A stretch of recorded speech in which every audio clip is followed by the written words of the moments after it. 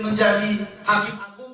Belum lagi terwujud untuk menjadikan hukum sebagai panglima, belum lama ini publik dikejutkan oleh keterlibatan oknum aparat penegak hukum dalam membantu tersangka kasus BLBI Joko Chandra. Kejadian ini dapat dipastikan memukul sistem penegakan hukum di tanah air. Eksistensi aparat penegak hukum dalam menjalankan tugasnya menjadi pertanyaan publik. Hal itu sebenarnya tidak perlu terjadi bila mana aparat penegak hukum membentuk karakter dan kepribadian melalui pendidikan SDM-nya. Aparat hukum harus paham tupoksinya sebagai penegak keadilan. Demikian disampaikan sejumlah mahasiswa S3 program doktor hukum ketika ditemui dalam pembukaan kuliah perdana di masa pandemi COVID-19 di Universitas Borobudur, Jakarta. Para mahasiswa ini menilai pendidikan SDM di bidang hukum jangan hanya paham teorinya semata, tapi harus diterapkan dalam aktivitas layanan publik. Para mahasiswa ini optimis pendidikan hukum akan mencapai tujuan bila dapat dipertanggungjawabkan hasilnya kepada publik dan undang-undang.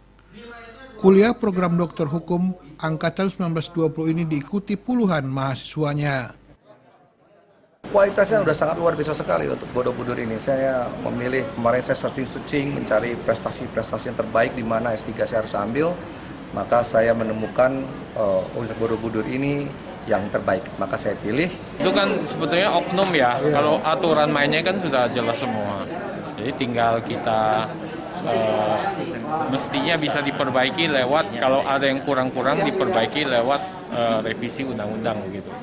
Memang masih banyak ada loophole, celah-celah di mana kita harus bisa mencoba mengetahui permasalahan di mana, kemudian kita carikan solusinya. So far kan memang lagi kita ini ya berusaha memperbaiki ya hukum di Indonesia ini mengarah ke lebih baik, karena kan memang sekarang sudah dengan kepemimpinan baru Pak Jokowi ini sudah harus lebih baik dalam perihal untuk masalah hukum terkait, karena kan memang negara Indonesia ini kan negara hukum. Dalam masa pandemi ini ternyata masyarakat masih semangat untuk belajar kuliah, terutama mereka untuk kuliah di program doktor hukum. Pada hari ini kita menerima mahasiswa baru program doktor hukum sekitar 42 orang, dan ini adalah suatu bentuk kepercayaan masyarakat kepada institusi Universitas Borobudur. Oleh karena itu kami mengucapkan selamat datang kepada para mahasiswa baru. Terkait dengan jadwal perkuliahan di masa wabah pandemi COVID-19, Ketua Program Doktor Hukum Universitas Borobudur Jakarta, Profesor Faisal Santiago mengatakan sistem perkuliahan akan menggunakan sistem Zoom virtual.